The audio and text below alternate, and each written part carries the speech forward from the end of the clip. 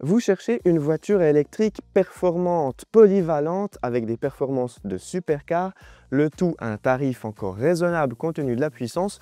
Vous avez devant vous probablement les deux meilleurs choix en cette année 2025, Hyundai Ioniq 5N de Jocelyn, bienvenue sur la chaîne. Merci. Et la Tesla Model Y Performance, le tout nouveau modèle qui vient de sortir.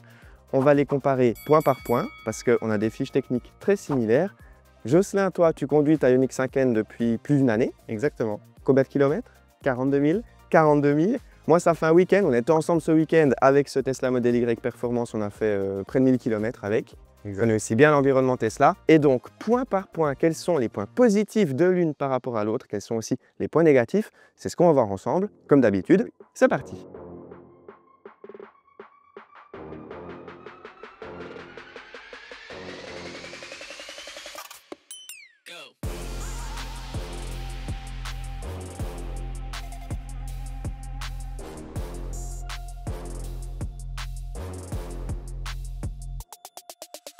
Bon, premier point, les tarifs. Jocelyn, dis-nous combien elle coûte ta voiture? Alors aujourd'hui, elle est à 73 900 francs sur le site Hyundai Suisse. Elle sort toute optionnée avec la couleur aussi à choix à 79 900 francs. Ouais, donc moins de 80 000, Exactement. tout comme ce modèle Y qui est moins cher en fait, à partir de 62 900 francs suisses. Si on rajoute quelques options, on arrive à environ 70 000 francs suisses. En euros, les prix sont très similaires. Je les ai juste ici parce qu'on a un peu préparé cette vidéo quand même. Et oui, on est professionnel. En France, la Hyundai Ioniq 5N, à peu près full option, 78 000 €. Et le modèle Y, près de 70 000 €, 70 000 €. Donc on a presque 8 à 10 000 € francs suisses de différence. Au prix catalogue, exactement. Au prix catalogue, justement, c'est important parce que chez Hyundai, on peut avoir des rabais. Exactement, rabais flotte si on vient d'une entreprise, donc c'est intéressant.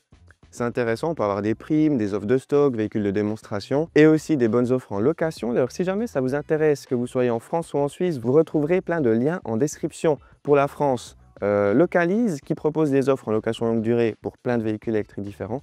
Et en Suisse, vous pouvez mettre un petit mail, je peux vous trouver une offre, notamment chez Hyundai, chez Tesla, il n'y a pas vraiment de rabais en fait. Donc chez Hyundai, je peux vous trouver une offre très intéressante si vous cherchez une Hyundai Ioniq 5N par exemple. Très bonnes offres en location aussi avec Arval. Toi, tu es en leasing, tout inclus chez Arval. Exactement. Et tu payes un tarif assez intéressant compte tenu de la puissance du véhicule, 650 chevaux, donc autour des 1350 francs par mois. Ouais. Tout inclus, assurance, pneus, entretien, etc. Exactement. Donc en termes de tarifs, que ce soit en location, en achat comptant, on arrive à des tarifs assez similaires. Oui. Voilà. On va passer maintenant à l'autre point de cette vidéo, design et dimension.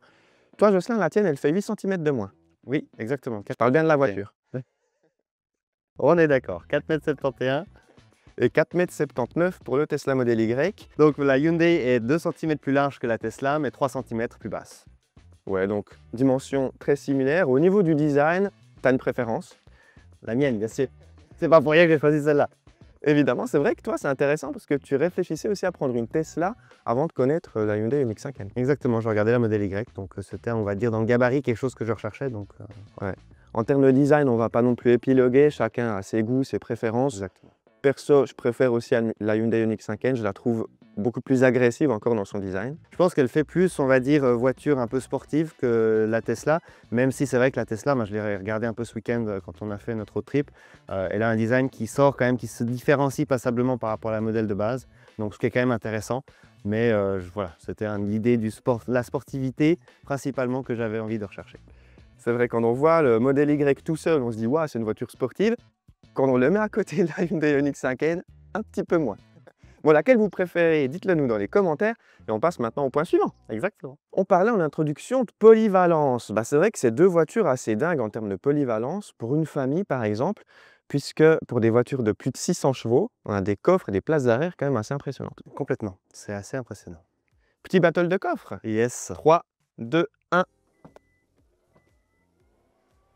Ah là là, c'est Hyundai qui bip.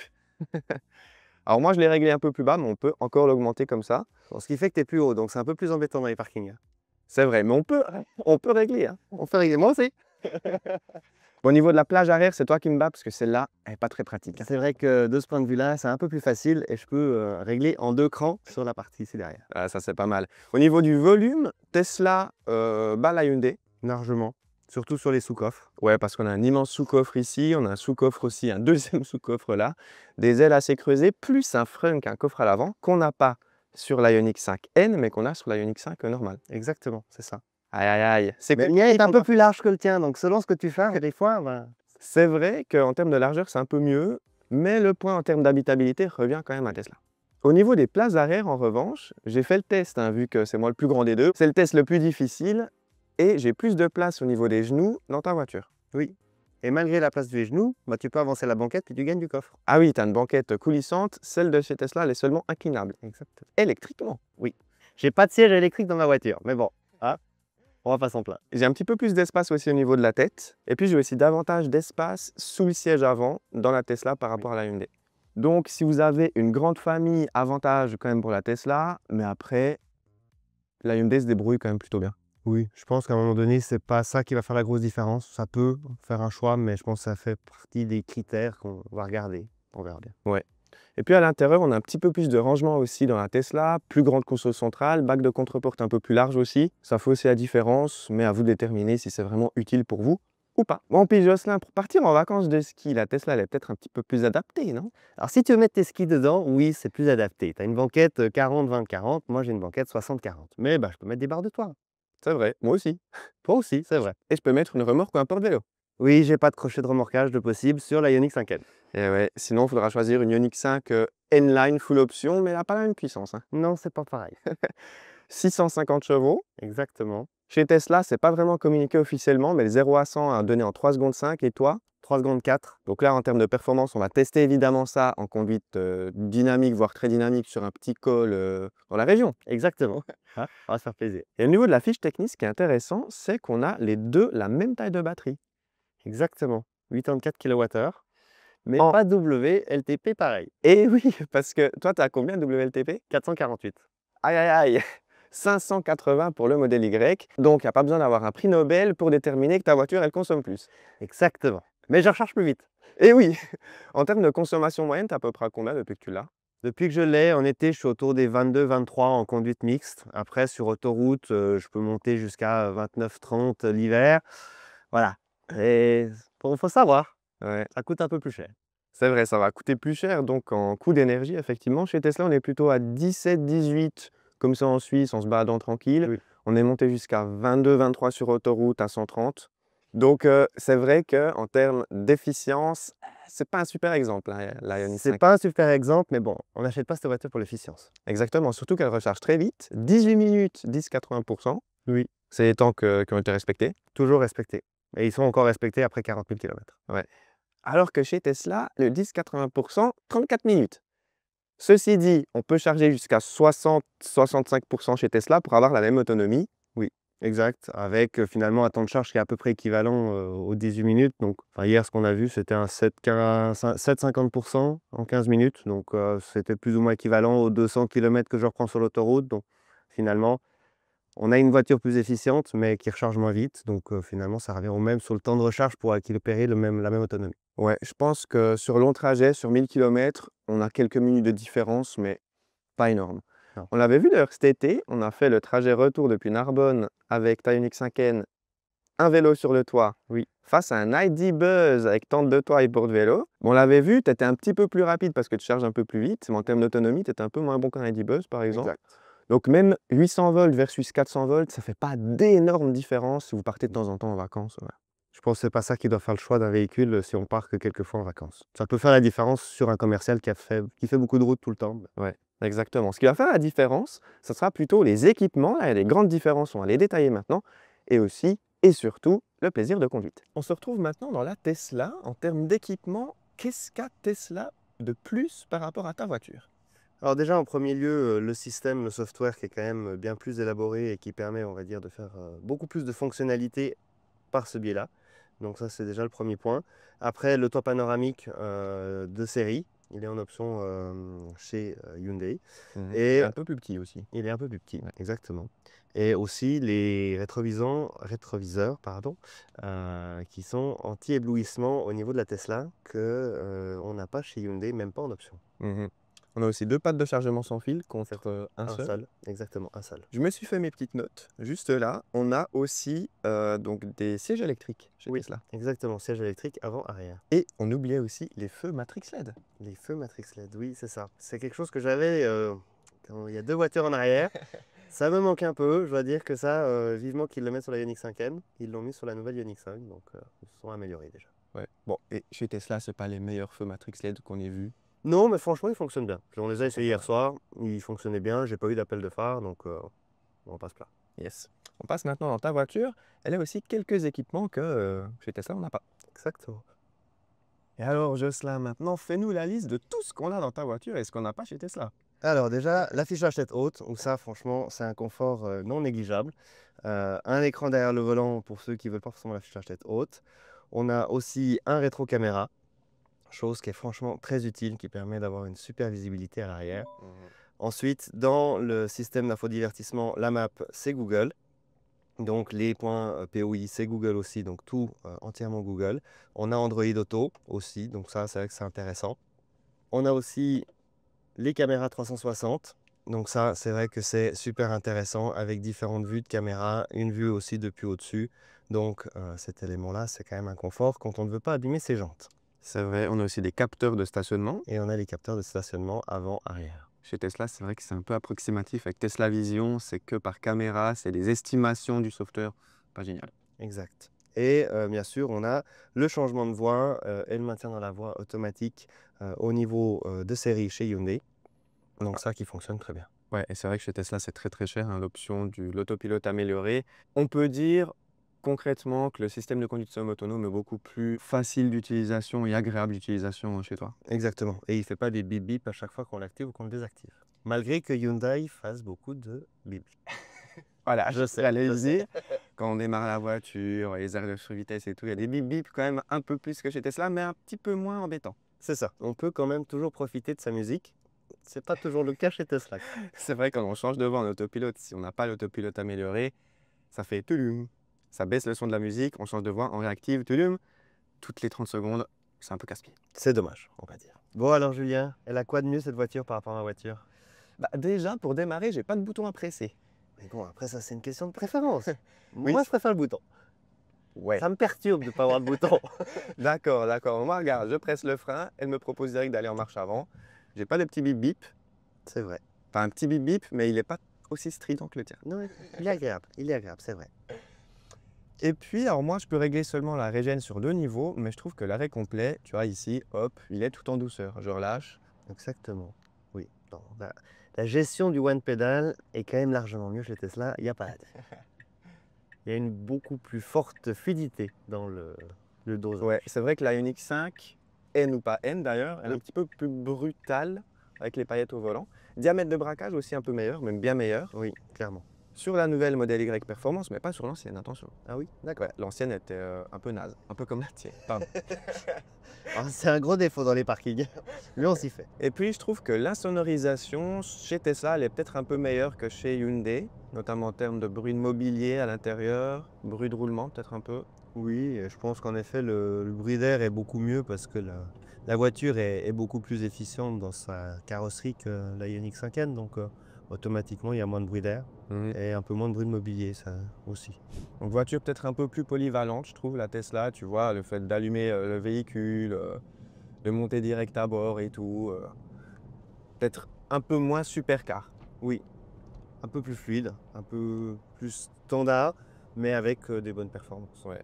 Donc, alors, un défaut quand même chez Tesla, c'est de changer de mode de conduite, hein. Ça, c'est un peu, un peu chiant. Donc, j'étais déjà en mode inouï. Ah bah, j'étais déjà en tenue de route sport. Bah, j'étais déjà en mode sport, voilà. Donc, petite accélération. C'est parti. Ça envoie quand même. Ça envoie quand même. 0 à 103 secondes 5, bonne reprise, couple disponible de suite évidemment. Et puis au niveau du châssis, qu'est-ce qu'on en dit? Bonne capacité dynamique quand même. Je dirais que assez bluffant dans sa conduite pour une voiture qui est très quand même polyvalente et familiale de base. Donc de quoi se faire plaisir sur une petite route comme celle-ci, sur un col, c'est vrai que c'est assez agréable. Il y a de quoi se faire plaisir pour un papa pressé. Ah oui, clairement, et même pour les non-papas. Oui, et même pour les non-papas. Non, c'est vrai que le châssis il est assez bluffant quand même, on a des suspensions adaptatives. La voiture elle est très saine aussi. Là on l'a vu quand j'ai un peu forcé en virage, elle a tout de suite réduit un peu le couple. Oui. Non, franchement, les performances sont très bonnes. mais on le verra dans ta voiture, on a peut-être une dose de sensation en plus. Je pense que clairement, la sensation et les frissons sont beaucoup plus forts dans la Ioniq 5N. C'est une autre recherche, c'est un autre développement, je dirais. Ouais. Je crois qu'on a fait le tour des points positifs de Tesla par rapport à Hyundai. Je pense qu'on n'a rien oublié à la Non. conduite. Je pense qu'en effet, on a fait le tour. Ouais. Donc on passe maintenant dans ta voiture. Eh oui. Bon, c'est parti. Mais oui.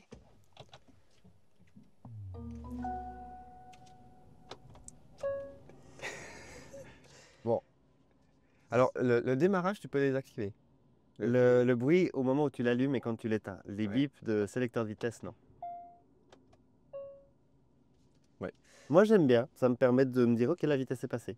Bon, c'est vrai que chez Tesla, des fois, on s'en rend pas compte parce qu'elle est passée automatiquement. Oui. Ce que tu as dans ta voiture, c'est des petits réglages pour le rétro, et ça, c'est pas mal. Enfin, des réglages physiques ici. Oui. Ça, c'est un peu plus pratique. Ah, que les chez Tesla. boutons, il y en a beaucoup plus que chez Tesla. Il n'y a pas photo. Ah, ouais. Un bouton, une fonction. Oui, mais ça permet d'avoir des raccourcis qui sont quand même utiles. Franchement, on l'a vu avant pour la sélection des modes de conduite, c'était pas forcément ce qu'il y avait de plus intuitif et facile en conduite. C'est vrai que là, on s'y perd un peu. Tu as 18 boutons, 3 commodos, des palettes, des trucs. Mais au moins, une fois qu'on connaît, Oui, c'est une facile. fois qu'on connaît, franchement, on regarde même plus, en fait, on le sent, on le sait, donc on est toujours sur la route et puis on n'a pas besoin de regarder ailleurs. Ouais. Bon, bah, c'est parti. Ce que je fais toujours avant de partir, parce que autrement ça bip dans tous les sens, c'est l'alerte de survitesse et le maintien dans la voie que je désactive en appuyant longtemps, en effet, sur ce bouton et puis sur le bouton de volume pour l'alerte de survitesse. Celui-là. Oui. Et tu as la petite banderole qui va s'afficher et voilà. Ok, ça, faut savoir. Oui, sur Hyundai, l'appui prolongé sur les boutons, souvent, propose des fonctions cachées. Donc là, tu es en mode normal. Le bouton en bas à gauche te permet de passer dans les deux modes N custom. Tu peux passer directement en appuyant 2 fois sur le mode le plus sportif. Je vais déjà rester en mode confort, tu vois, pour voir la différence. Ça fait un moment que j'ai plus conduit de Hyundai Ioniq 5N. Oui, Ce que je remarque, c'est qu'on est assis quand même plus bas. ouais, je trouve aussi. La position de conduite est plus sportive, hein, clairement. Puis la direction, j'ai l'impression qu'elle est... Alors le volant est un peu plus grand, mais elle est beaucoup plus directe. Oui. C'est assez impressionnant, ça. C'est vrai qu'on en conduit les deux la même journée sur la même route, ça change. Hein. Et j'ai l'impression qu'elle a plus de puissance aussi sous la pédale de droite. Elle est aussi un peu plus directe, la pédale. Pourtant, on est en mode confort ici. Hein. Oui, en mode standard.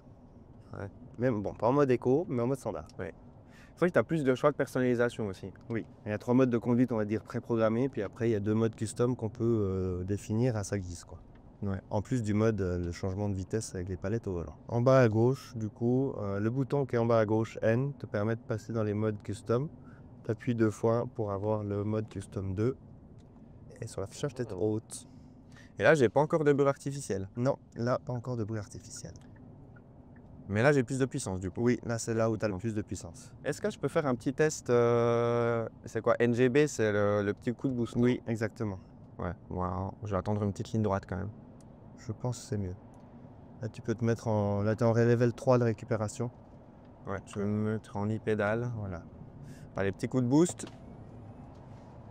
Ouais, comme ça, je dirais que c'est un peu similaire à Tesla, non? Je pense que c'était assez similaire. La régène est bien plus forte que chez Tesla, par contre. Oui. Ça, c'est impressionnant. J'ai l'impression que même sur le nouveau modèle Y, la régène est un peu moins forte. C'est une nouvelle batterie, donc peut-être que la régène est un peu moins forte. Ouais, peut-être. Et la pédale de frein, je la trouve un peu mieux dosée aussi. Hein. Oui, tu ne sens pas de différence régène, pédale de frein standard. Ouais. Et puis pour me mettre en mode palette au volant, c'est le bouton à droite, Exactement. j'imagine. C'est ça la différence quand même. Ça donne le sourire toujours. Voilà la plus grosse différence. Hein. Oui, Clairement. oui. Waouh. Waouh. Est-ce que tu m'autorises à faire un petit rupteur? Vas-y. Il n'y a que Ioniq 5N que le propriétaire va dire oui. On est d'accord. Après, le mieux, le rupteur, c'est en première, parce qu'en deuxième, pour atteindre le rupteur... C'est ça, hein. Il y a quelqu'un derrière, il y a un Ford Mustang Mach-E un peu énervé derrière. Oh, il n'a pas la chance de suivre. Il s'en sort pas mal. Quoique. Bon, évidemment, on ne prend pas de risque. On s'amuse, mais on ne prend pas de risque. Non. C'est vrai que le chat... Pour toi, il y a une différence de poids hein, de plus de 200 kg entre les deux. Oui. Elle est plus lourde dans ta voiture, mais pourtant, je la trouve limite presque plus agile. Ouais. Et tu vois, finalement, on a pris plus de plaisir, j'ai l'impression, parce qu'on est maintenant passé plus haut qu'avant avec la Tesla. Ouais. En vrai, ouais. Tu kiffes plus à la conduite. Est-ce que je peux passer la 1 à 50? Oui. 40. Ah ouais. Oh, les petits rupteurs. Attends, j'attends le virage quand même.